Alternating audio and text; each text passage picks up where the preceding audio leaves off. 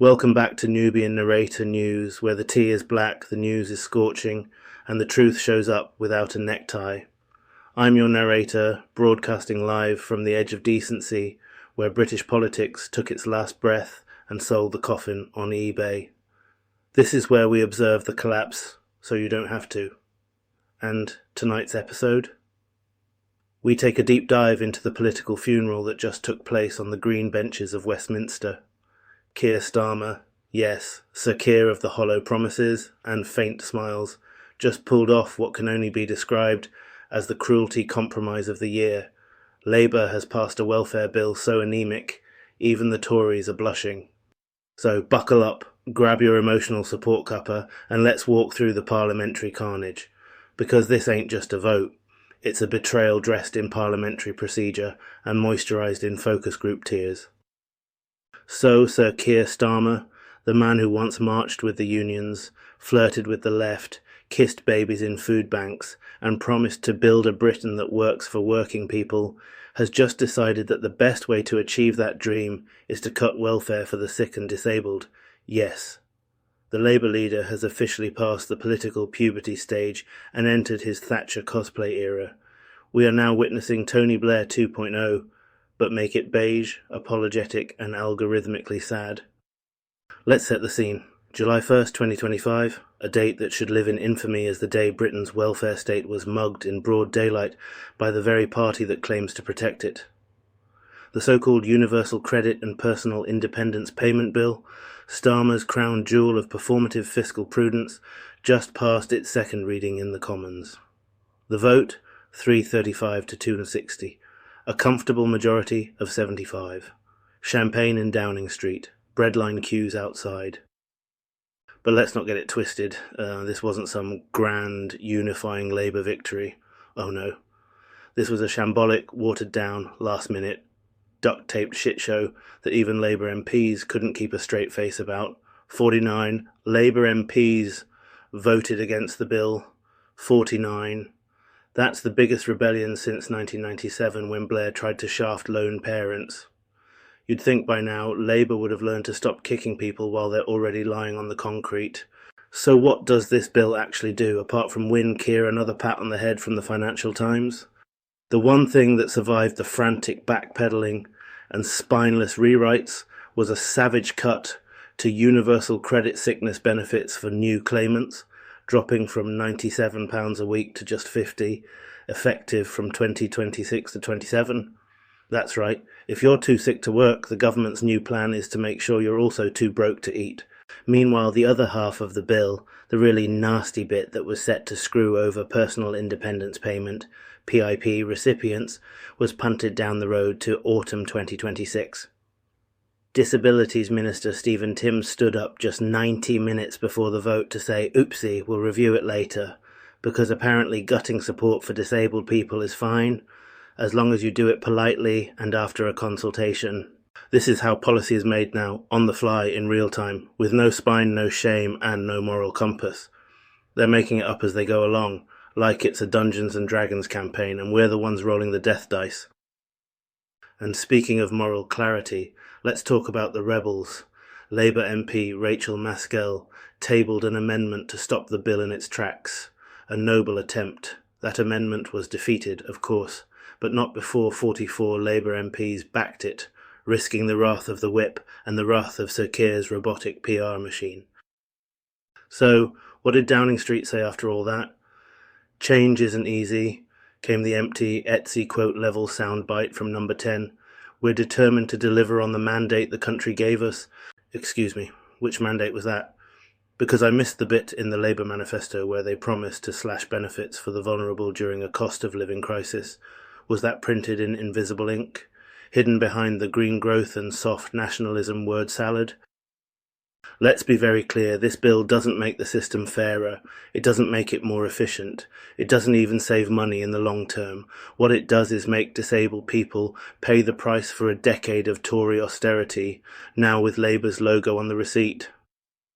But don't worry, they've got concessions. Oh yes, Labour loves a concession, especially when it's last minute and meaningless. Let's go through them like it's the fine print on a dodgy rental agreement. Current PIP claimants and anyone who signs up before November 2026 will keep the current eligibility rules. After that, roll the dice. A PIP consultation will be co-produced with disabled people, which sounds fancy but means absolutely nothing if your disability is eating or heating. Universal Credit health top-ups will rise at least in line with inflation for the rest of the Parliament. Translation, you'll still be broke, but with a legally compliant receipt. The UC health top-up will get a 300 million boost next year, then 800 million the year after, and 1 billion in 2028-29. Sounds good, right? Except that's all in the future. And future money doesn't pay current rent. Meanwhile, the shadow Tories, sorry, I meant the actual Tories, are pointing fingers and calling the vote farcical. That's right, the same party that invented Universal Credit and made it a hunger game is now sitting on the sidelines like, tut tut, this Labour lot are being a bit harsh, aren't they? This is the grotesque theatre of British politics, where Tories and Labour fight over who can punish the poor with more flair, and journalists applaud the strategy instead of the morality. Liz Kendall, the Work and Pensions Secretary, aka the Minister for Spreadsheets and Sadness, tried her best to sell the U-turns as responsive governance. But everyone saw the truth. This wasn't leadership. It was damage control wrapped in parliamentary procedure. Starmer, once again, is playing a game of optics. He wants to look tough on spending, tough on benefits, tough on the undeserving poor. That classic dog whistle the British elite can't seem to retire. But guess what? Being tough isn't the same as being right. In reality, this was a betrayal, a quiet procedural betrayal that will devastate thousands, because let's not forget who these benefits are for: the sick, the disabled, the mentally unwell, the people who already struggle just to stay afloat in a country where being poor is more expensive than being rich. And what's worse, the bill passed because Labour caved in on its own soul. The party of the working class just voted to cut sick pay in half. And for what? A 5 billion saving? That's what we're calling leadership now? Taking pennies from the disabled while bankers still get bonuses? If this is what making Britain work looks like, then someone please show me the unemployment queue for political integrity, because I'd like to join. Starmer might have survived the rebellion, but Labour lost something far greater tonight: its moral high ground, its identity, and the last thread of hope that maybe, just maybe, they weren't the same as the other lot. Well, now we know.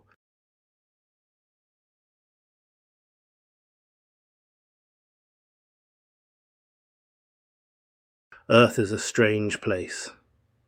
Billionaires beef like rappers. Democracy is a subscription service, and the truth is on a government watch list. I'm your narrator back again, sipping taxpayer tears while we broadcast from the last surviving neuron in America's brainstem. And tonight? Oh, tonight we're entering the ring.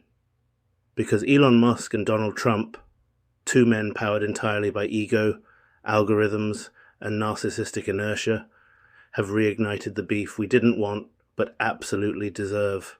This is Nubian Narrator News, where the broadcast never buffers, the truth don't chill, and neither do I, even though I'm reporting live tonight from a place so cold it makes Elon's personality look warm and Trump's heart seem borderline human.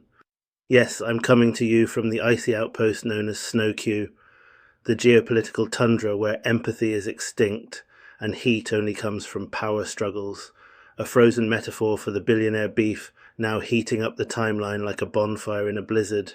See, while the rest of the world's trying to stay warm with dignity and debt relief, out here it's just frostbite, fallout, and feuding egos wrapped in fur-lined tax breaks. So here's the situation. After weeks of silence, probably spent mining Mars for more child labourers or plotting his next baby name shaped like a capture code, Elon Musk came swinging out the algorithmic shadows and lit up his platform X, the app that sounds like a porn site but crashes like a scooter in a hurricane. Then came the Elonism of the century. They will lose their primary next year if it is the last thing I do on this earth. Dramatic? Yes. Threatening? Slightly. Hilarious, absolutely. Because nothing says humble servant of the people like a billionaire threatening political purges via meme warfare. And just when we thought Elon might log off and meditate inside a Tesla battery, he upped the pettiness to DEFCON 1. He threatened to put their faces on a poster that says liar and voted to increase America's debt by $5 trillion. Imagine it, campaign trail flyers, but with the aesthetic of a mugshot and the emotional maturity of a high school group chat. Naturally, Trump clapped back faster than he dodges indictments. On Truth Social, his digital bunker of boomer chaos, the former president dragged Musk by his emerald-encrusted roots. Without subsidies, Elon would probably have to close up shop and head back home to South Africa. Oh damn. That's not a policy position. That's xenophobic shade served with a side of ice threats. Trump didn't just suggest Musk is a hypocrite. He low-key threatened to deport him. And when asked by reporters if he'd actually do it, Trump shrugged and said, "I don't know, we'll have to take a look." Translation, if Musk doesn't tweet nice things about me by Friday, he's getting yeeted to Pretoria with a one-way Neuralink chip. Let's be honest, this isn't about policy, this isn't about debt, this is Bravo TV for billionaires. Musk is mad because he helped Trump win, dropping a casual $250 million into his campaign and becoming head of DOGE. The Department of Government Efficiency, which sounds like a Reddit joke, but actually fired 120,000 federal employees. Now Elon's pissed because that money didn't buy him loyalty. Welcome to America, mate, where campaign donations are just tips for corruption, not receipts for favors. And DOGE? Rich boy, that wasn't a department. That was a tech bro wet dream, where Elon got to pretend he was saving America by cutting jobs and saying words like streamline, while playing Clash of Clans on mute. Musk claims his cost-cutting genius is being undone by Trump's pork-laden monstrosity of a bill, one that would obliterate any savings DOGE made and inflate national debt like a SpaceX rocket full of IOUs. And in case his point wasn't clear, he posted this gem. This is utterly insane and destructive. We live in a one-party country, the Porky Pig Party. You heard that right. The man who wants to colonize Mars and rename your baby XAA-12 just called the entire US government a Looney Tunes-themed political nightmare. And you know what? He might be right. Not because Elon's some libertarian prophet, but because governance has become a circus where the clowns own satellites and the elephants tweet with caps lock. Musk ended his tirade with a call for a new political party that actually cares about the people. Bold talk for a man who tried to charge people $8 a month to be verified on an app no one respects. But hey, this is the game now. Billionaires running shadow campaigns through social media, threatening deportation and revenge over spending bills, while the average American is just trying to afford eggs without needing a co-signer. Trump wants to throw Elon on a plane. Elon wants to throw Trump under a meme, and somewhere in the rubble of governance, actual human beings are losing jobs, healthcare, and their minds. So no, this isn't just a political row. This is America's ugly, glitching personality disorder, made flesh, monetized, and live-streamed. And to both of them, Elon, Donald, from the rest of us trying to survive on this flaming wreck of a planet, log off, touch grass, and let the grown-ups fix the mess you keep monetizing. This is Nubian Narrator News, live on location, inside America's one remaining brain cell. No subsidy required.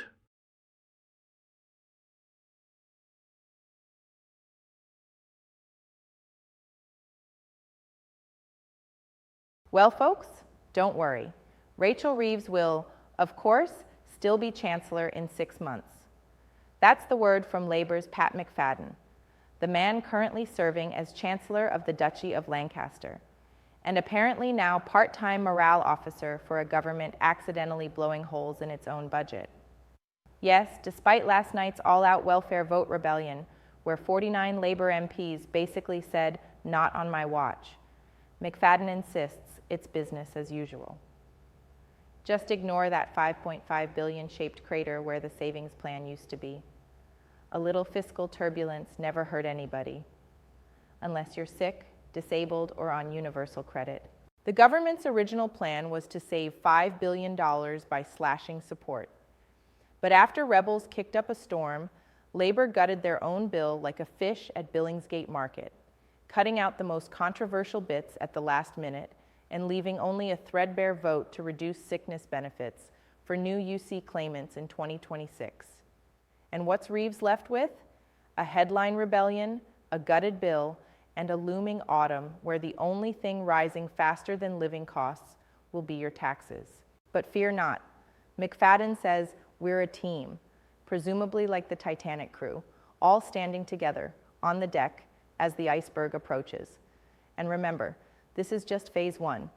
PIP reforms, delayed, reviews, incoming, backbenchers, furious, voters, watching. So to wrap up, the Chancellor's still Chancellor, the bill's still a mess, and the budget, well, it's off finding itself in Bali. More on this soon, unless we're all means tested out of airtime. Back to you, Rian.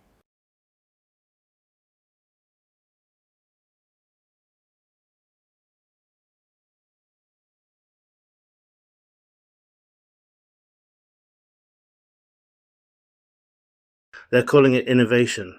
I'm calling it what it is, a digital leash wrapped around your neck, disguised as public safety. The Ministry of Justice just gave tech companies the green light to pitch devices that can literally smell what's happening inside your home. Let me say that again for the people at the back. The UK government is actively considering installing smell detectors and AI surveillance cameras inside the homes of people on licence. That's not reform, that's not safety, that's the state poking its nose into your business, literally. Apparently, these Frankenstein detectors use synthetic brain cells and artificial intelligence to mimic the human nose. Sounds cool until you realize it's being used to sniff out drugs like spice, fentanyl, and let's be honest, cannabis, not in prisons, not in the back alley of a rave, but in living rooms, bedrooms, the bathroom where someone lights incense and suddenly ends up flagged on a government database, and they're not stopping there. The Justice Secretary is already fantasizing about a digital prison outside of prison. A world where your release from a cell just means they moved the bars into your house, where every camera, every sensor, every smart device becomes part of your extended parole officer. This isn't about rehabilitation, it's about control, and it's being sold to the public like it's for your own good. They're saying it's about cutting crime, reducing reoffending, protecting victims, but what it's really doing is giving the government even more invasive tools to monitor, profile and punish people, particularly the poor, the marginalised and anyone unlucky enough to be caught up in the system. You want to know what this tech won't do? It won't fix the root causes of crime. It won't build trust in communities. It won't fund mental health services or addiction recovery. It won't increase access to employment or education. No, it'll just sit in your living room like a digital snitch, waiting for you to inhale the wrong thing at the wrong time. And let's talk about the utter waste of resources. We're pouring engineering brilliance and AI research into glorified robotic bloodhounds, when we could be deploying that genius to fix the NHS, the climate crisis, the housing disaster.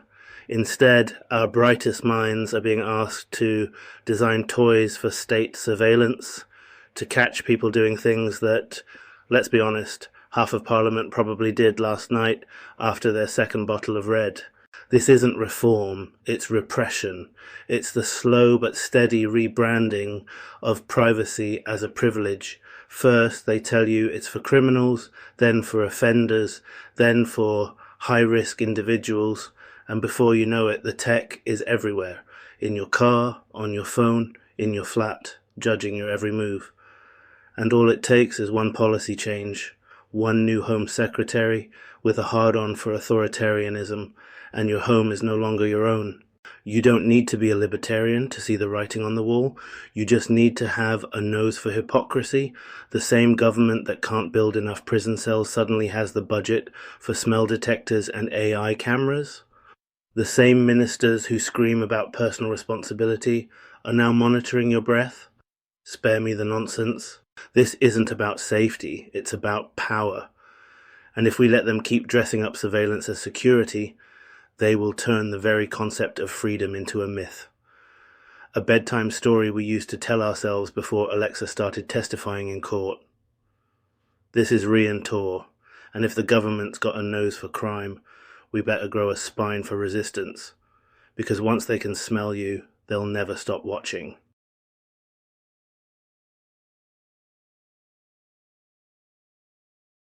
Keir and Clear, the odorless, flavourless, spine-free shampoo for centrist leaders. Why stand for something when you can stand in the middle? Wash away principles and poll poorly. Designed for the modern, market-friendly politician, Keir and Clear leaves no trace of ideology, ambition, or memory. Just lather, rinse, and triangulate. Bonus. Now with our new focus group fresh formula. Smells like nothing, tastes like nothing, wins marginal seats. Endorsed by the ghost of New Labour and several centrist think tanks nobody asked for. Spin Doctor Survival Cream for those close calls in Parliament and public trust. Survive the backlash. Moisturize the damage.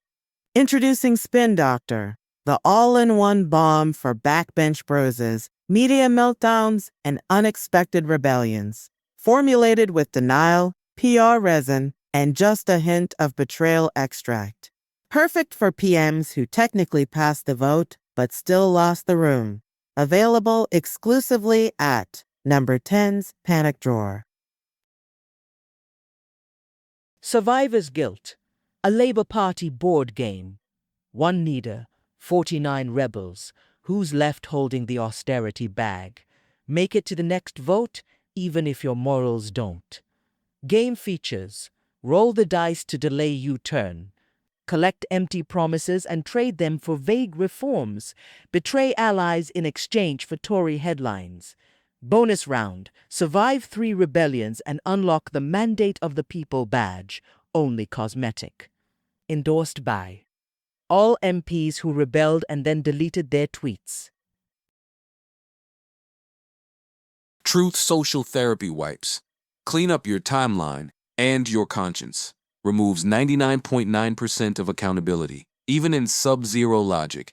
Introducing Truth Social Therapy Wipes. The only towelette pre-moistened with retroactive amnesia.